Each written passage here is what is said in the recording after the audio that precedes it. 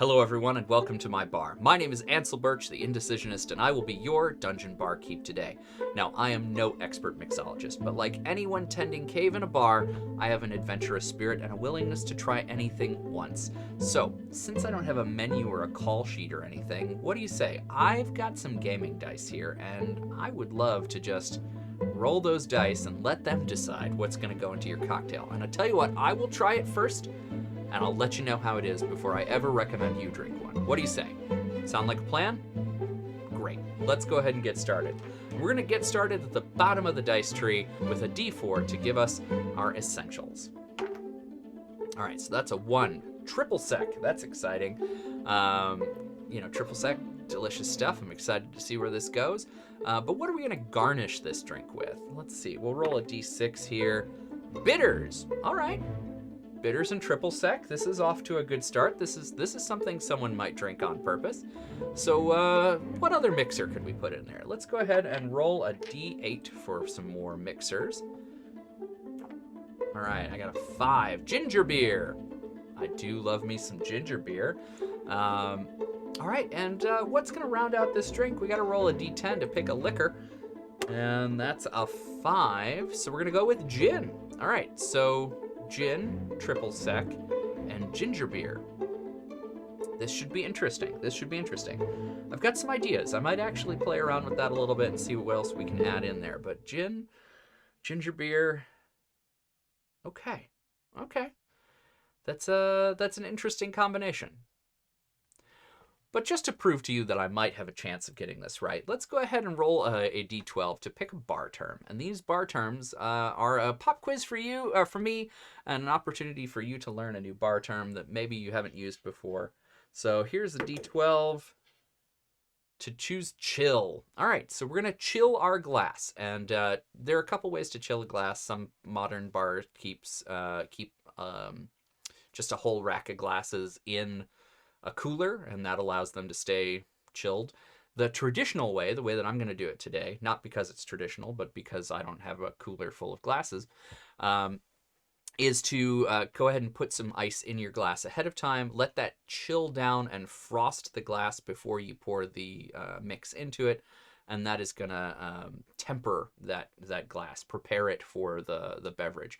And hypothetically, this makes the first couple sips that much colder, gives you that much better of an experience. Personally, I don't see that it makes a huge difference, but it is very classy to do. It does feel very nice. And if you're using older glassware, the shock of cold liquid hitting it could cause it to crack. So for older glassware, it is actually a really good idea to do this chilling process so that your glassware is ready to receive the cocktail that you're making. So let's go ahead and get started with making cocktail. But what cocktail? We got to pick a name. So here is a list of names. This is chosen by a D20, and as you can see, I've got a whole pile of them. And as you can see, I've got a whole pile of them over here. These 20 names were chosen from a huge list of names, all submitted by friends online, and you can be one of those friends online. Go ahead and head on over to indecisionist.com/dungeonbarkeep.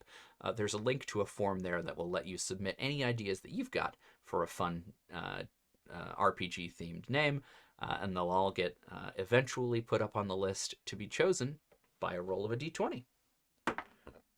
3. Tiamat's Revenge. Ooh, okay. Tiamat, the multi-headed dragon of multiple colors, the god of dragons. Well, one of the gods of dragons. Tiamat's Revenge. Okay, that makes me feel like I want to play with color a little bit more as we make this cocktail. So let's see what we can do. Here. So let's head on over to the bar top cam and put something together. All right, we're gonna go ahead and build today's cocktail. All right, we're going to serve today's cocktail up in this nice, like, fluted glass here.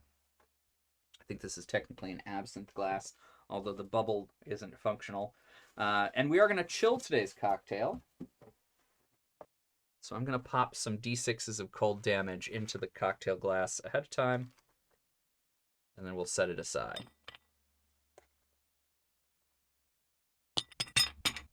All right.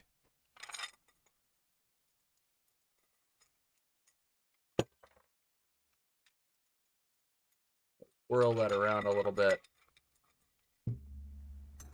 Just go ahead and push it with the bar spoon. There we go. This is going to allow some of the melting ice to coat the outside of the glass. And that will aid in the chilling process. So we're going to set that aside. Grab out our mixing glass. Let's see, we've got triple sec and gin. So let's go ahead and start with standard bar pour of gin, 2 ounces.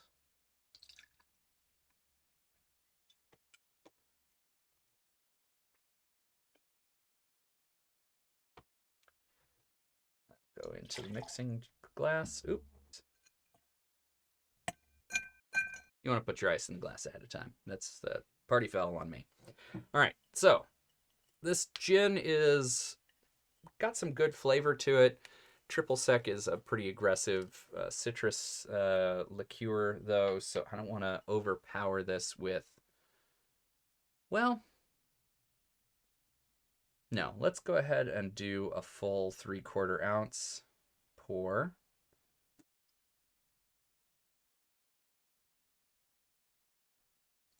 There we go.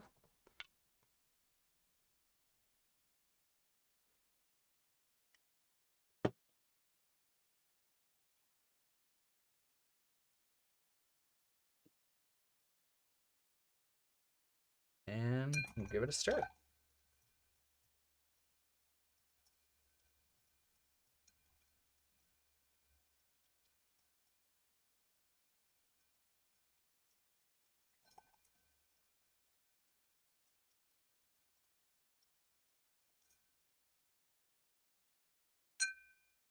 So all that's left is to chuck this ice from our cooled glass. Strain in our cocktail.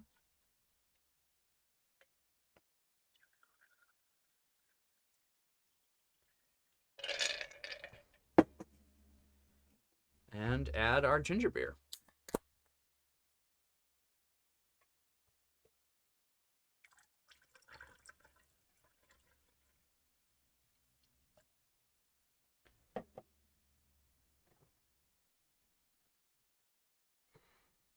All right, and the last thing we're doing is adding just a little bit of bitters. We're just going to use some Peychaud bitters.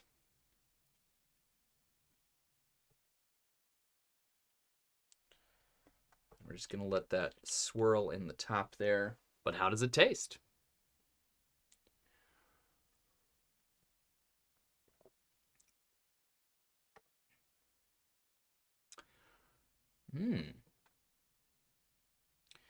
The ginger beer is very aggressive.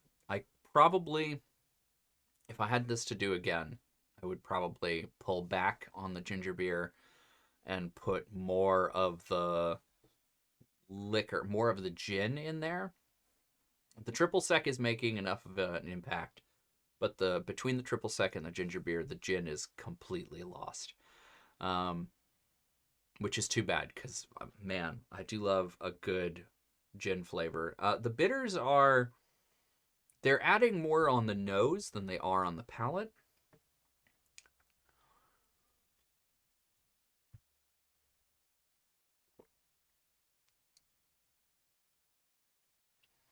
If you let it sit, you get some of the gin on the back of the tongue, and that's nice. It's pleasant. So it's got this sort of evolution in that way, but if you're drinking it normally, I wouldn't say that like exposes itself or flowers out or, becomes part of the drinking experience unless you really let it sit on your tongue.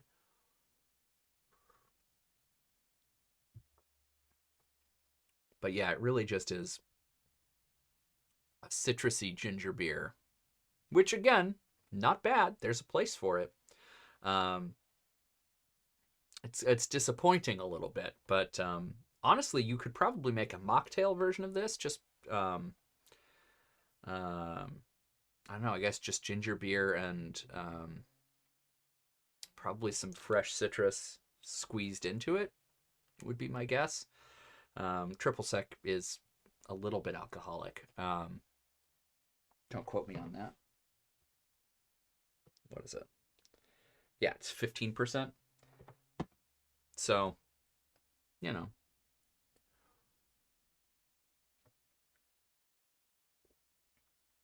It's a good flavor. It's definitely, there's potential in this. But I don't think it's like groundbreaking. Obviously, ginger beer and citrus are well-known combinations. Ginger beer is such a great combination with lime, for example, that, you know, I'm sure that something like this has been done before. It needs a lot of balancing, and maybe that's part of why it's Tiamat's revenge.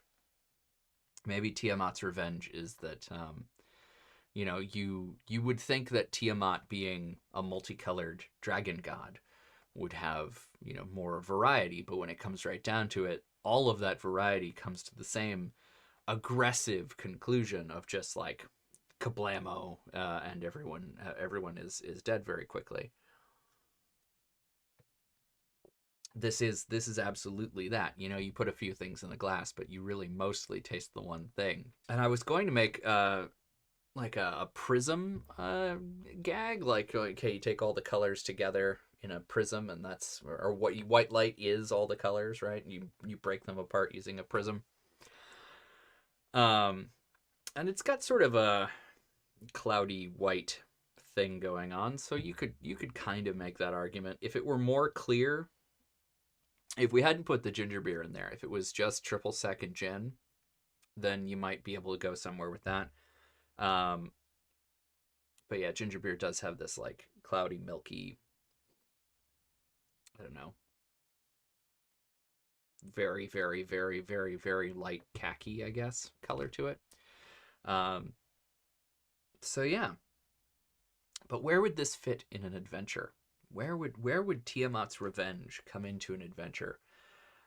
I'm taken back to a memory from a game that I played several years ago at this point, in which the game master had us fighting a group of dragons for the majority of the campaign. They were the main antagonists, and it wasn't until the very, very last episode of that arc that we discovered that the NPC who had been helping us out, who had been giving us information and giving us resources and following us along and helping us out, had in fact been a dragon all along and had misled us into acting against our own best interests and the best interests of the society that we were trying to protect, by taking out his rivals effectively. And it was a dragon who had polymorphed into a human. And I feel like I kind of want to take that experience and then like combine it with the dinner scene with Darth Vader, where, you know, you walk in and you're like, oh crap, it's the bad guy, but, you know, there's a very nice, you know, dinner scene laid out. I feel like you walk into the room, you meet with your factor, your agent, your person who's been helping out, you all sit down and you take this like chalice into your hands and you all drink together ceremonially, and you go, woof, oh my god, wow, whoa, whoa, whoa, what an aggressive flavor. And then you find out all along, like the dragon reveals themselves at the table, and everyone finds out that secretly this has been a double deal the whole time. So yeah, that it feels like the right kind of drink for that scene, because it does have that sort of, I expected to know what I was getting into. I mean, I've done this for a while. I've made a lot of weird cocktails, and I usually kind of have an idea of when something's going to be good and when it's not. I really thought this was going to be good. And it's not bad. There's a place for it, but it definitely needs a lot of refinement before it gets to that place. And this right now, Tiamat's Revenge, is just a sock to the nose.